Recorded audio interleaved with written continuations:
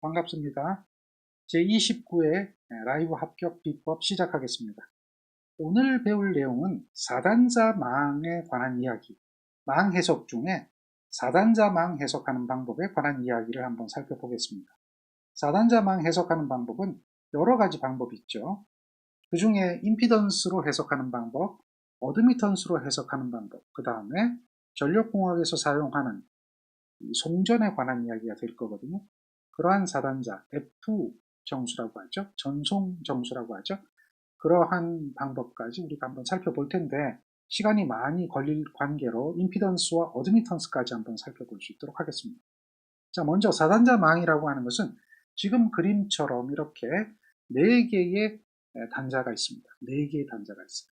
여기 보면 이쪽은 입력 단자가 되겠죠. 이쪽은 출력 단자가 됩니다.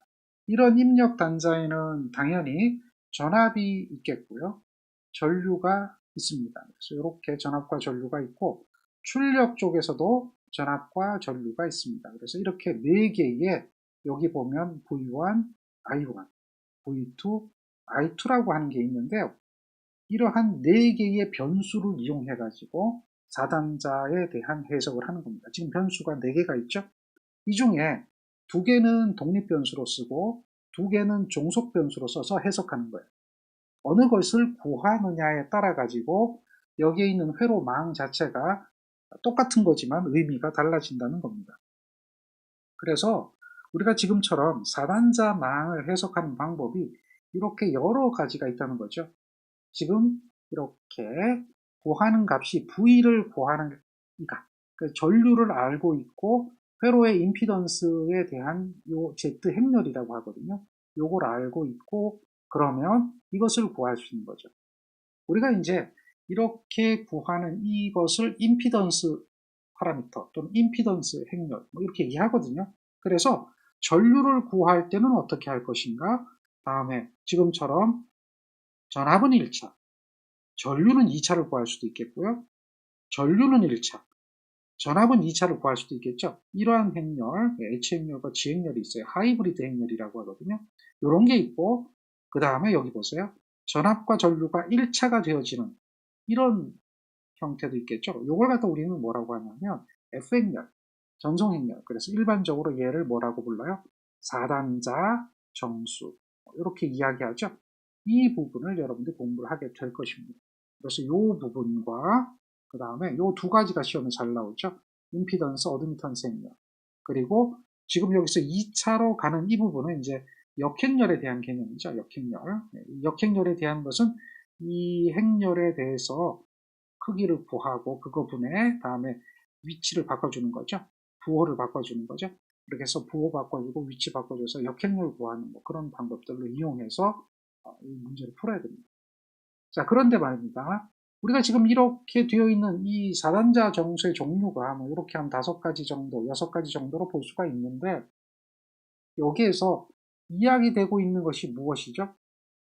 행렬이라고 하는 수학적인 개념을 이용해야 된다라고 하는 겁니다. 그런데 이제 행렬에 대해서 여러분들 구체적으로 다 이해를 못하더라도 기본적으로 행과 열로 표시되고 있는 것을 행렬이라고 하고 그 행렬에 대한 덧셈, 그 다음에 그 행렬에 대한 뺄셈, 그리고 곱셈, 또 나눗셈도 있겠죠.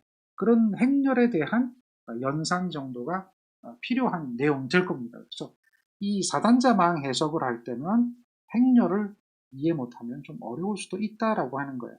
특히나 이제 행렬의 곱셈이거든요. 행렬의 곱셈을 좀 이해를 해야 되는데 그거는 이제 간단하게 알려드릴 테니까 그 내용을 좀 기억해야 됩니다. 지금 여기서 행렬을 강의하고 또 뭐 수학을 강의하고 하는 것은 바람직하진 않은 거니까요.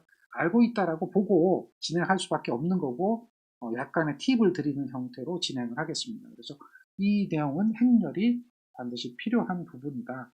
여기에서 우리가 이해를 하려면 행렬이 필요하다라고 하는 거죠. 좋습니다. 그럼 첫 번째 임피던스 행렬에 관한 이야기를 한번 살펴보겠습니다. 임피던스 파라미터, 임피던스 행렬이죠. 이것은 이렇게 표현되는 회로를 말합니다. 이렇게 표현되는 회로죠. 이게 어떤 거냐라고 하면 지금 이 도면에서 보면 회로가 구성되어 있지는 않거든요. 그냥 이렇게 Z11부터 Z22까지 임피던스에 대한 파라미터가 표현이 되고 있는 그런 그림이 되죠. 이걸 조금 더 구체적으로 회로를 한번 표현을 해보겠습니다. 이렇게 이런 회로가 있다라고 봅시다. 이거 굉장히 간단한 회로죠. 굉장히 간단한 회로를 그냥 이렇게 표현을 한번 해봤고요. 여기에 대한 전압이 있겠고요. V1. 다음에 이렇게 흘러가는 전류 I1입니다. 그 다음에 이렇게 흘러가는 전류 I2. 전류 방향 잘 보세요. 그리고 여기가 V2가 가해지는 겁니다. 그래서 이렇게 1차 전압과 2차 전압이 가해지고 거기에 이제 전류가 여기서는 두 전류가 이 전류하고 이 전류가 합이 돼서 흐르겠죠. I1 더하기 I2가 합이 돼서 흐를 거고요. 여기에서는 R1이라고 하는 거, R2라고 하는 거, 이걸 R3라고 하는 이런 회로가 있습니다. 그랬을 때에 우리가 여기서 V1 값을 구하고 V2 값을 구하라 이렇게 얘기하면 어떻게 할까요? 이걸 이제 우리가 한번 생각해 보는 겁니다. V1, V2를 구하라. 당연히 이제 I1과 I2를 알고 있다는 거예요. 알고 있는 것은 무엇을 알고 있다? 이것을 알고 있다. 모르는 거 요거를 구하라 라고 하면 그 구하는 방법은 이렇게 구하면 간단합니다. 이렇게 구하면 간단해요. 그런데 알고 있는 값이 어느 거라고 했습니까? 요 값은 알고 있는 값이죠. 그리고 여기 있는 R 값을 알고 있거든요. 그랬을 때 모르는 이 값을 구해야 되는데 이 회로에 대해서 우리가 계산해야 될 거, 알아야 될 거, Z11, Z12, Z21, Z22를 알면 이것을 알면 구해서 그대로 여기다 대입을 하면 그러면 이 식이 이렇게 됩니다. 이 식을 전개를 하면 이렇게 되는 거죠. 그래서 요것들을 알면 거기에 전류와 다음에 이 계수를 넣으면 파라미터를 넣으면 우리가 전압을 구할 수 있다. 이게 이제 기본 원리예요. 이 회로가 복잡해도 관계없어요. 지금은 가장 간단한 회로로 표현했는데 얘가 복잡해도 관계없어요. 다 동일합니다. 이 회로에 이것을 알면. 그런데 만약에 이것을 모른다라고 하면 어떻게 될까요? 이것을 모른다라고 하면 이 사단자 정수에 대한 개념을 모른다라고 하면 이것을 우리가 이해를 하려면 무엇을 가지고 구해야 되느냐라고 하면 키르이호프의 법칙을 이용해서 구해야 돼요. 키르이호프의 법칙은 전류 법칙과 전압 법칙이 있다라고 하는 거 알고 있습니까? 전류 법칙과 전압 법칙이 있죠. 맞습니까? 그래서 전류 법칙은 여기에서 전류 법칙이 성립이 되겠죠. 요 지점에서. 그러면 여기서는 I1 더하기 I2가 된다라고 하는 것을 우리는 알 수가 있습니다. 맞습니까? 그렇잖아요. I1 더하기 I2. 얘가 뭐라고요? KCL이에요. 그 다음에 KVL을 구하는데요. 이렇게 구해야 되겠죠. 이거 구해야 되잖아요. 이것은 이렇게 회로 하나를 보면 전압강화가 생길 겁니다. 여기서 생기는 전압강화와 여기서 생기는 전압강화가 있겠죠. 여기는 전압강화가 얼마 생기죠? R1에 I1이 흐를 거고요. 그래서 그러한 전압강화 만들어지겠죠. 여기서 생기는 전압강화는 R3에 I1 더하기 I2가 될 겁니다. 그렇다라고 보면 KVL을 적용하면 V1이라고 하는 것은 전압강화 R1, I1 더하기 다음에 R3에 I1 더하기 I2가 될 것이다. 이런 정도가 되겠죠. 그래서 얘를 전개를 합니다. 그러면 R1, I1 더하기 R3, I1 더하기 R3, I2가 되겠죠. 자, I1으로 묶습니다. I1으로 묶어요. 그럼 뭐만 남아요? R1, R3가 되겠죠. 그리고 여기는 R3, I2가 됩니다. 이렇게 구하는 거예요. 이게 이제 우리가 구해야 하는 값이 된다는 말입니다. 이렇게 뭘 적용했어요? 키르이호프의 전압법칙 KVL이라고 하는 이 방정식을 적용하는 거죠. 이 방정식을 적용해서 이렇게 구해야 되는 거죠. 번거롭잖아요. 자, 마찬가지로 이 V2도 마찬가지가 될 겁니다. 여기서 생기는 전압강화 있겠죠. 여기는 전압강화 뭐가 생겨요? R2에 I2가 흐르겠죠. 여기는 전압강화 동일하게 생기죠. 그렇다면 V2라고 하는 값은 어떻게 될까요? 이거는 R2에 I2에다가 R3에 I1 플러스 I2다. 전개하면 R2에 I2에다가 R3 I1 더하기 R3 I2가 됩니다. 다시 I2로 묶을 수가 있겠네요. R3, I1은 그대로고요. I2로 묶을 수가 있겠죠. 두 개가 있으니까요. 그래서 R2하고 R3가 됩니다. 이렇게 되는 거죠. 이렇게 되면 요거하고 한번 비교해 보세요. 요거 두 개를 다시 말해서 여러분들이 비교를 해야 되는 그 값이 비교를 해야 되는 값이 이겁니다. 요거하고요. 요거하고 한번 비교를 해보세요. 어떻게 되는가? 당연한 이야기가 될 겁니다. 요거하고 요거를 여기다가 비교를 해보세요. 비교가 되나요? 요게 비교가 돼야 되는데 비교가 안 되면 좀 곤란해요. 왜냐하면 여기 이 값이 뭐가 되는 거죠? 여기 Z11에 해당할 거고요. 다음 여기 요 값이 여기에 Z12에 해당되겠죠. 다음 요 값은 뭐가 되죠? 요거는 Z21에 해당되겠죠. 다음 요 값이 뭐가 되겠어요? Z22에 해당되겠죠. 그렇게 되는 거예요. 그러니까 다시 말해서 이러한 KVL에 대한 방정식을 적용하는 것이 어려워요. 어려워요. 쉬운 게 아니에요. 회로가 복잡해지면 얘가 점점점 어려워지는 거예요. 회로가 복잡해지면. 이건 간단한 회로니까 이게 더 쉬워 보이는 것 뿐이죠. 망이 더 복잡해져 버리면 이렇게 구하는 게 이제 어려워질 거예요. 그럼 이 망에 대해서 얘를 알면 요거잖아요. 요거. 얘를 알면 그래서 요걸 먼저 구해서 여기다 대입하면 그냥 요거 연산하면 이렇게 나오는 거예요. 그러니까 우리가 이 회로에 대해서 여기에 있는 이 부분이죠. 이 부분을 구할 수 있어야 된다라고 하는 게 Z 파라미터입니다. 요거예요. 요거 개수행렬, Z행렬을 구하라. 이 이야기입니다. 자, 개념은 이거죠. 개념은 이건 이해를 하셔야 돼요. 이런 개념을 이해를 못하면 우리 문제 풀기가 어려워져요. 그냥 답만 외우는 거 됩니다. 그렇다면 이제 여기서 한번 살펴봐야 되는데 여기 있는 식이 어떻게 이렇게 바뀝니까? 라고 하는 거죠. 이게 행렬의 계산이거든요. 자, 행렬을 구하는데요. 계산하는데요. 어떻게 계산하는가 잘 보세요. 여기에 있는 A와 B와 C와 D가 있고요.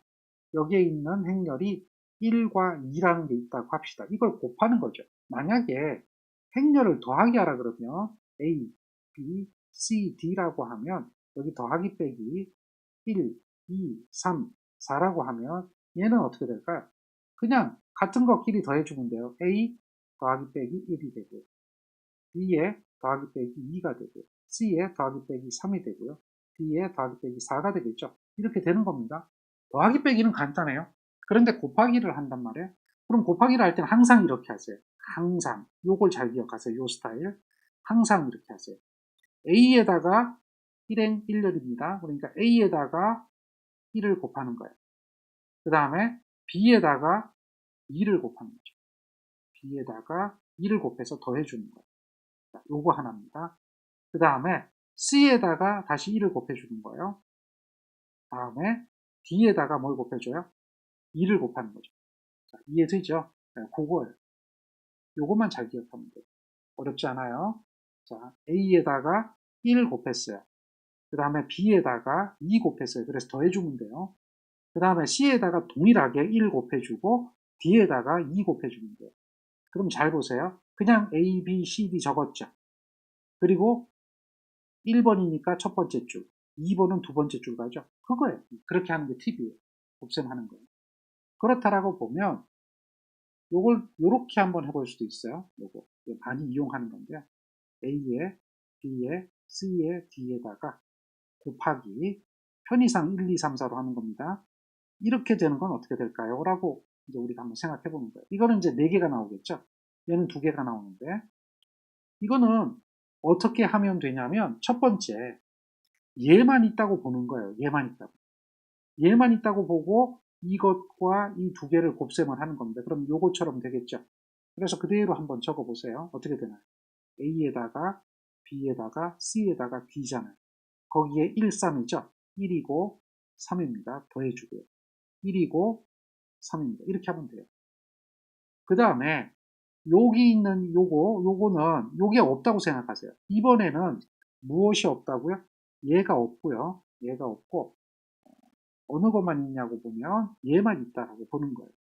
얘만 있다라고 보면 그때 이제 곱셈하는 거죠. 요렇게 그러면 A와 2가 곱해지겠죠. 그러니까 이렇게 되는 거예요. A, B, C, D 그대로 되는데 2와 4잖아요. A와 2, B와 4잖아요. 그러니까 2, 4가 되는 거예요. 더해주겠죠? 2, 4가 되는 거예요. 더해주겠죠? 그렇게 가는 겁니다. 이런 식으로 그냥 간단하게 팁입니다. 이렇게 행렬을 곱셈을 할 수 있어요. 잘 보세요. A, B, C, D 요거 순서예요. 요거 다음에 A, B, C, D 그대로 가고요. 요거 순서죠. 2번과 4번. 그럼 2번과 4번의 순서로 가는 거죠. 그렇게 가는 거예요. 마찬가지로 여기서도 1번과 3번이잖아요. 그러면 1번과 3번. 그 순서죠. 여기는 A, B, C, D 그냥 가는 거죠. 이게 곱셈이에요. 행렬에 대한 곱셈.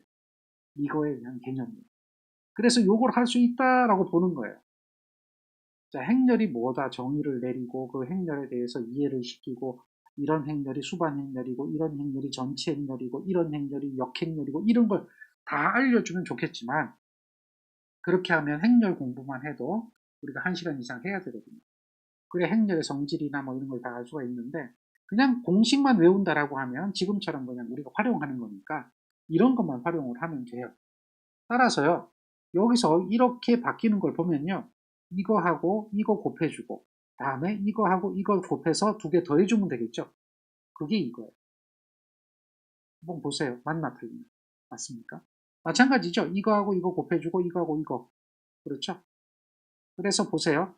A, B, C, D잖아요. A, B, C, D잖아요. 그대로 갔죠? 그 다음에 요거 다음 2가 이쪽이죠. 그러니까 이거에 대한 곱셈은 조금 전에 여러분한테 알려드렸던 그 곱셈 그대로예요. 그러니까 이 어떠한 4단자 정수 회로가 있다면 그 회로에 대해서 얘를 구하면 그러면 그 회로에 대한 4단자 정수의 얘 값을 여기다 대입하면 우리는 이러한 전압과 전류를 쉽게 구할 수 있다. 이제 요게 이제 이 4단자 정수를 해석하는 방법이에요. 자, 그러면 얘를 어떻게 구할 것인가가 이제 관건이 되겠죠. 얘를 구하는 게 관건이에요.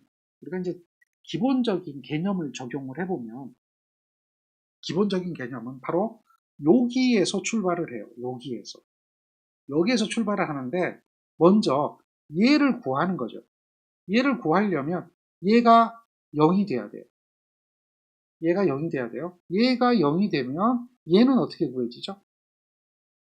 구해지는 거 간단합니다. Z11이 구해지겠죠. Z11이 구해지는데 요게 0이 되면 여기는 I1을 이항하면 되겠죠. I1을 이쪽으로 이항하면 되겠죠. 그래서 Z11은 V1을 I1으로 나눠준 거예요. 근데 얘가 0이 돼야 된다는 얘기는 I2가 0이 돼야 된다는 얘기예요.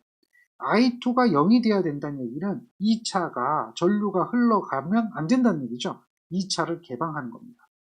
2차를 개방해 놓은 상태에서 1차 전류분에 1차 전압을 하며 1차 원원에 대한 임피던스를 구할 수 있다라고 하는 게 기본 개념이에요. 마찬가지로 여기에 대한 2원을 구하려면 I1이 0이 돼야 되겠죠. 이게 0이 돼야 돼요. 그러면 여기에 있는 V를 뭐로 나눠줘요? I2로 나눠주는 거예요. 1차를 개방하고 V1을 I2로 나눠주면 그럼 요 값 Z12가 나오는 거죠. 그래서 Z12라고 하는 것은 이거예요. V를 1차를 2차 전류로 나눠주는 거죠. 그리고 1차 전류가 0이 된다. 1차가 전류가 흘러가면 안 되기 때문에 개방돼야 된다. 이런 형태가 되겠죠. 그래서 이렇게 구하는 거예요. 그런데 보면 I분의 V잖아요. I분의 V잖아요. 그리고 11이니까 115죠. 12니까 125죠. 이렇게 가거든요. 그래서 얘네들이 전부 다 뭐죠? 임피던스의 단위를 가져요. 그래서 Z라고 부르는 거예요. 이것들의 단위는 전부 뭐라고요? 오음입니다. 얘네들의 단위는 전부 뭐예요? 오음입니다. 임피던스의 단위를 가져요. 그래서 그렇게 네 가지를 다 구해보면 우리 이제 임피던스에 대한 이야기를 이와 같이 할 수가 있는 거예요. 이렇게 구하는 거예요. 이렇게 구하는데 이것도 이제 원칙적인 이야기인데 얘가 되게 어려워 보이죠. 맞습니까? 어려워 보이는 거예요. 어쩔 수 없어요. 어려워 보여요. 그런데 말입니다. 이거를 이렇게 안 구하고 더 쉽게 구하는 방법이 있어요. 언제 조금 있다가 트릭을 알려드릴 테니까 그거 한 가지만 가져가도 여러분들 오늘 성공한 거예요.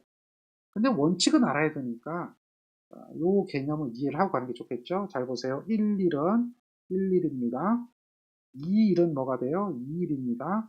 다음에 1, 2는 1, 2입니다. 다음 2, 2는 어떻게 되죠? 2입니다. 이렇게 가는 거 알겠죠? 이렇게 가는 거예요. 그리고 요게 1차 측이고 요게 여기가 2차 측이네요. 그리고 이건 1차, 2차 이제 같은 형태로 나오는데 얘가 선형 회로망이라고 하는 거 기억하죠? 입력과 출력에 대한 개념의 비례 관계가 성립을 한다면 입출력이 바뀐다고 해도 이러한 관계가 성립할 것이다. 그래서 우리가 이제 여기에 나오는 이 값과 이 값은 항상 같게 나옵니다. 항상 같게 나와요. 똑같게 나와요. 그런 부분을 우리가 이해하고 있으면 조금 더 편할 겁니다. 자, 그러면 이렇게 구해야 되는 게 맞는데, 얘가 맞는데, 그게 어려우니까 어떻게 해야 될까라고 하는 부분들이 나올 거예요. 지금처럼 이런 회로가 나오겠죠? 예제를 한번 보는 겁니다. 지금처럼 여기서 Z11을 구하라 라고 한다면 우리가 이제 어떻게 해야 돼요? Z11을 원칙적으로 계산하려면 I1분의 V1이 되고요. I2가 0이 돼야 된다는 거예요. 그럼 이 회로에서 I2가 이렇게 흘러가는 이 I2가 0이 되면 여기는 전압강화가 생기지 않는 거죠. 전압강화가 생기지 않아요.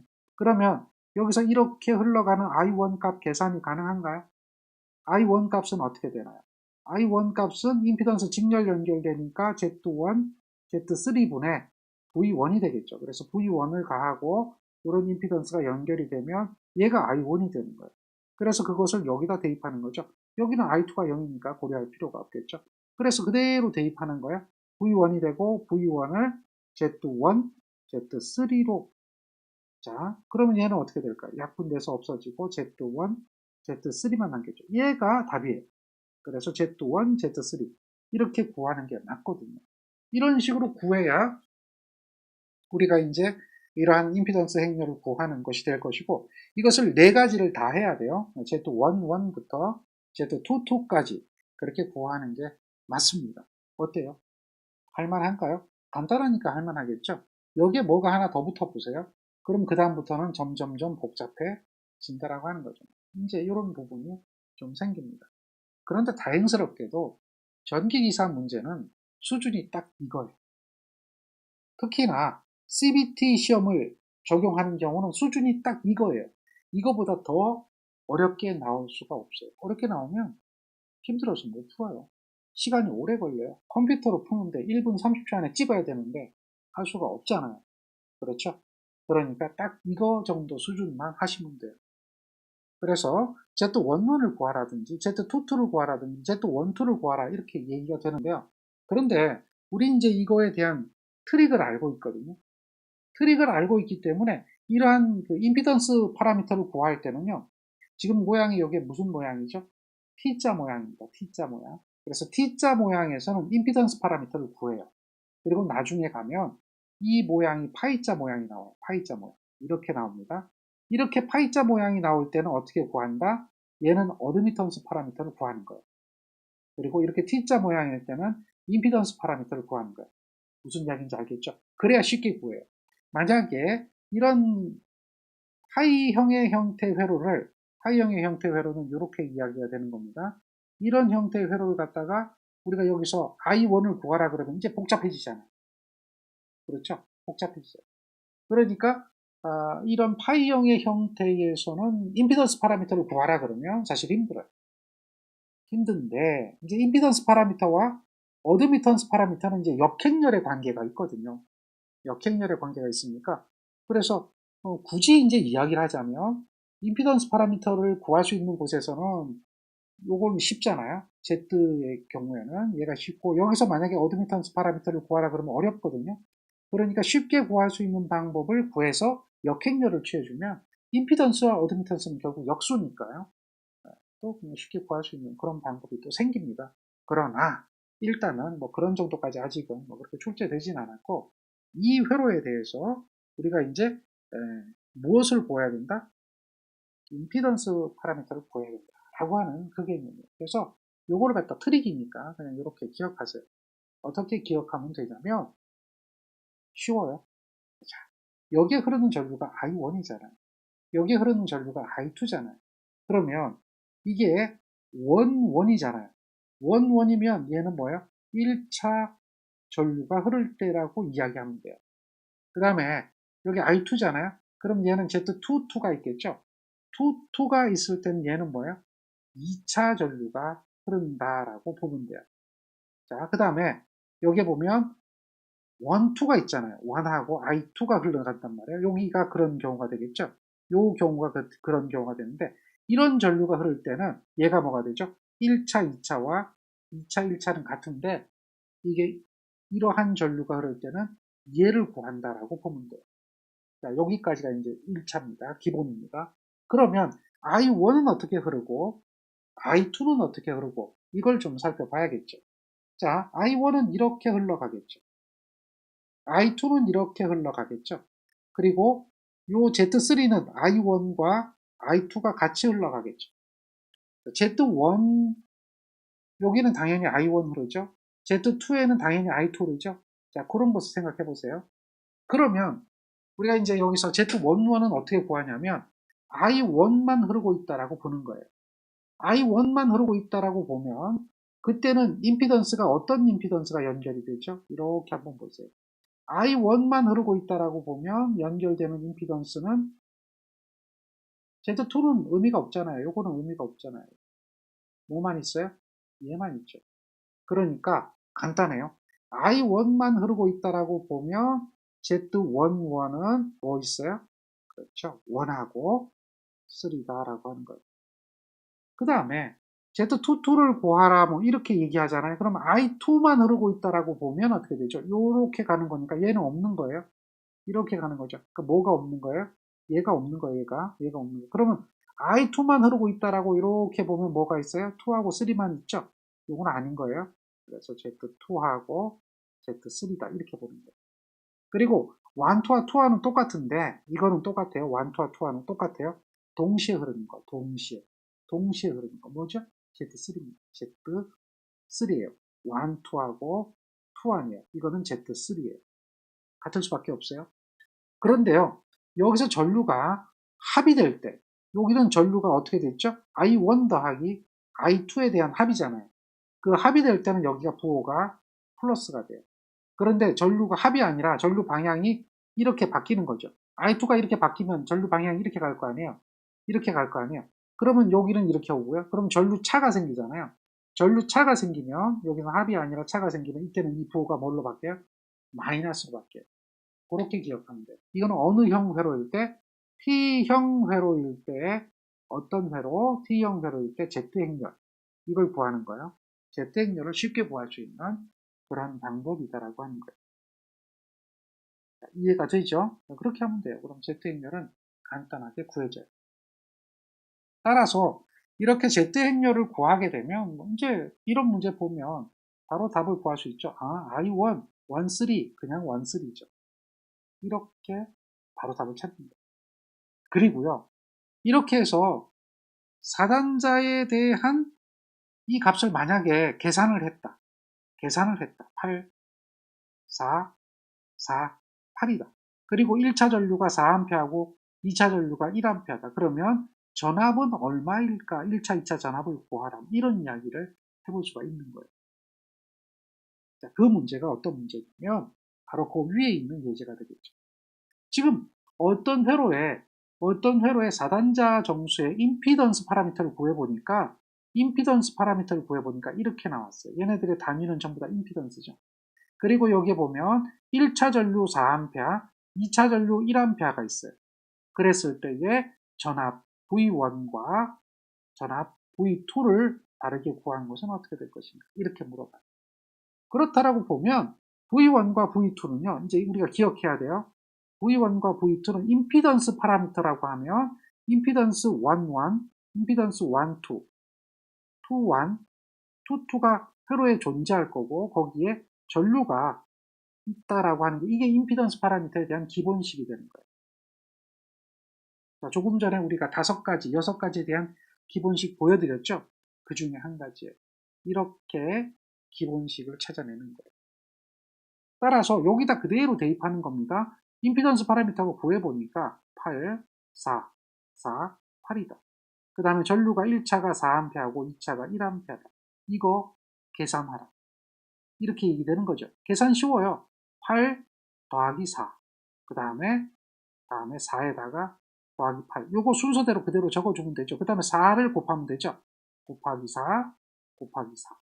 다음 더하기 되어 있죠. 그럼 1을 곱하면 되죠. 곱하기 1, 곱하기 1 하면 돼요. 그럼 요거는 계산기 누르면 되잖아요. 계산기 눌러보면 36이 나오고 24가 나옵니다. 그래서 V1은 얘하고 같아요. 그러니까 V1은 36. V2는 얘하고 같죠. V2는 얼마예요? 24가 됩니다. 그렇게 행렬을 구하는 거죠. 자, 여기서 이제 우리가 보는 게 뭐예요? 이거에 대한 행렬 계산이 이렇게 되어가지고 이렇게 나타난다는 거, 그거를 이해를 해야 되는 거죠. 이게 행렬의 연산, 곱셈이 되는 거고요. 그리고 이런 것을 갖다 우리는 뭐라고 하는 거예요? 4단자 정수에 대한 기본식이라고 하는 거죠. 이런 것을 4단자 정수에 대한 기본식이라고 할 때 그 기본식을 이해하고 있어야 됩니다. 개념 이해되나요? 자, 이런 게 이제 임피던스 행렬에 관한 이야기죠. 정리가 되겠죠? 그 다음 어드미턴스 행렬 해야 되는데요. 시간이 조금 부족하니까 자, 관련되는 문제를 잠깐 살펴보겠습니다. 관련되는 문제는 이제 이렇게 관련 문제들이 있을 거예요. 자, 요런 이야기가 됩니다. 자, 이렇게. 자, 이런 회로가 있어요. 11-3번 같은 문제가 되겠죠. 자, 여기 보면 그림에서 1-1에서 본 부동점 임피던스 Z11의 값은 어떻게 될까요? 이렇게 물어봐요. 원원의 값이에요. 원원. 그러면 1차의 전류가 이렇게 흘러간다라고 보는 거죠. 그렇죠? 1차의 전류가 이렇게 흘러갈 거 아니에요. 그럼 뭐가 있죠? 여기서 보면 결국은 뭡니까? 얘와 얘의 임피던스의 합이죠. 임피던스의 합. 그러니까 얼마가 되죠? 얼마가 되죠? 그렇죠. 8이 되죠. 이렇게 되는 거예요. 그런데 말입니다. 똑같은 문제인데 이렇게 한번 해볼게요. 자, 여기를 여러분한테 이제 조금 문제를 바꿔가지고요. 이 단위를 좀 바꿔볼게요. 똑같은 경우로 했는데 이거 이제 구분 못하면 틀리는 겁니다. 구분을 해야지 맞는 거예요. 단위가 어떻게 되어 있냐면 이렇게 되어 있습니다. 이렇게 되어 있어요. 그때의 Z11의 오음의 값은 얼마인가 이렇게 물었어요. 그럼 여러분들 어떻게 답을 해야 되죠? 똑같은 내용인데 단위를 뒤집었어요. 그럼 어떻게 답을 해야 될까요? 한번 이야기해 보세요. 어떻게 답을 해야 될까? 가능한가요?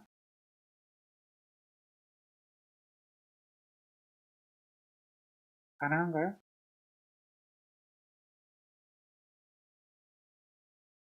이 정도는 이제 알아야 되는데 아직도 8이라고 보이나요? 아직도 8이라고 하는 게 보이나요?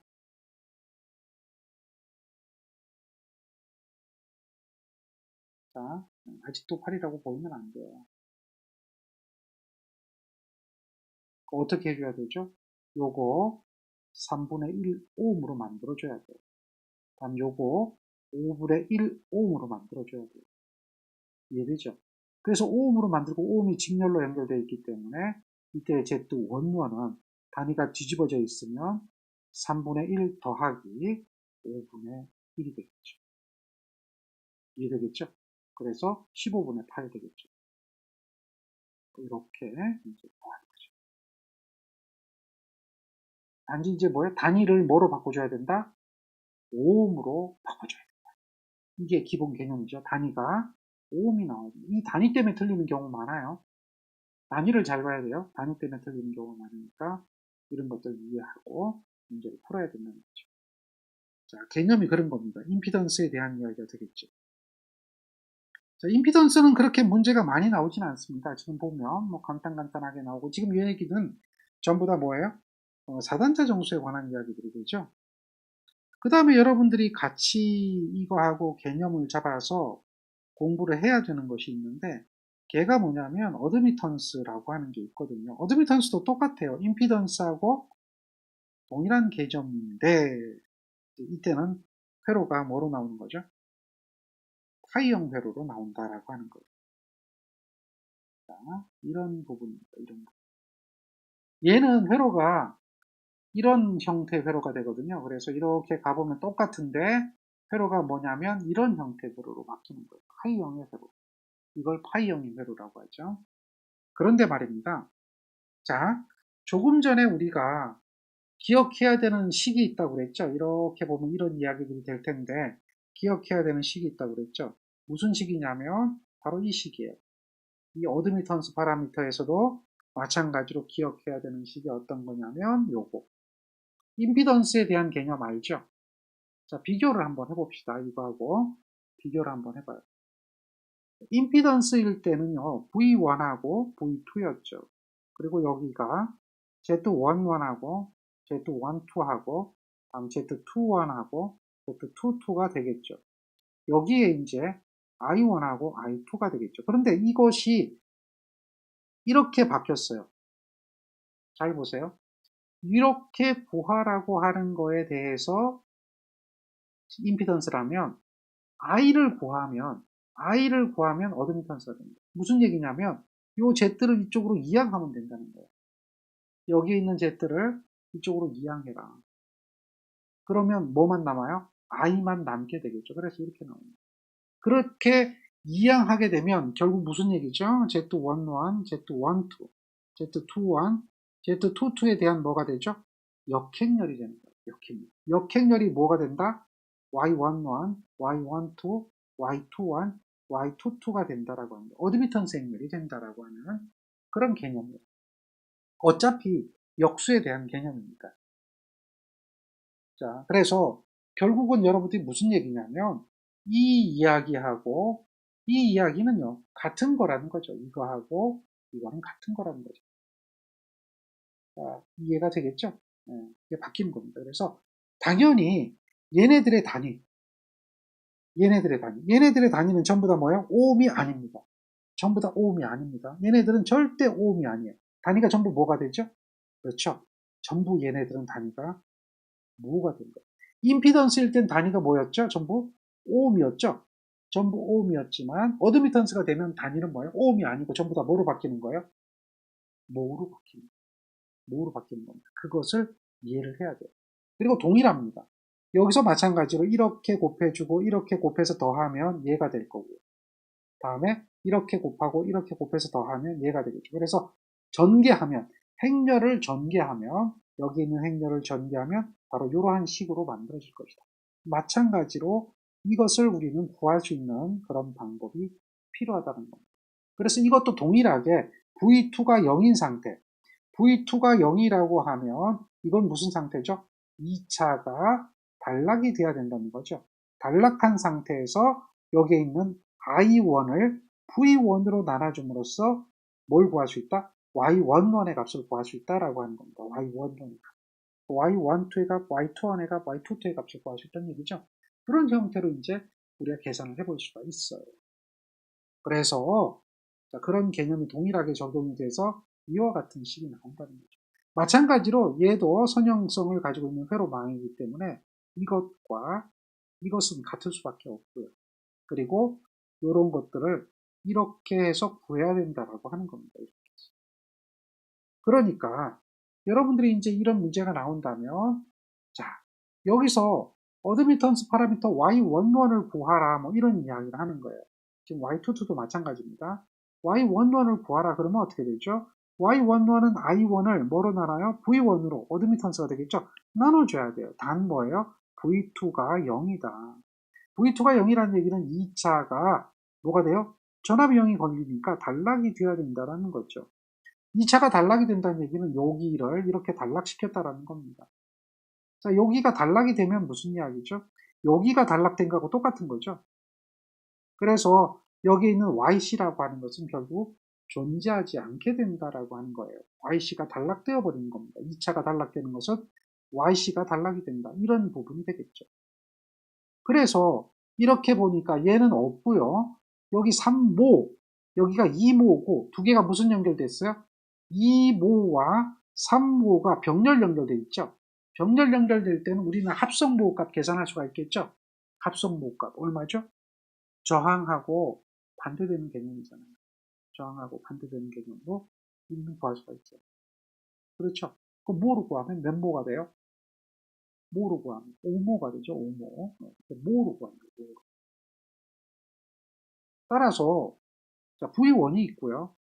모가 있어요. 모가. 병렬이니까요. 그러면 여기서 우리는 I1을 구할 수가 있는 거예요. I1은요.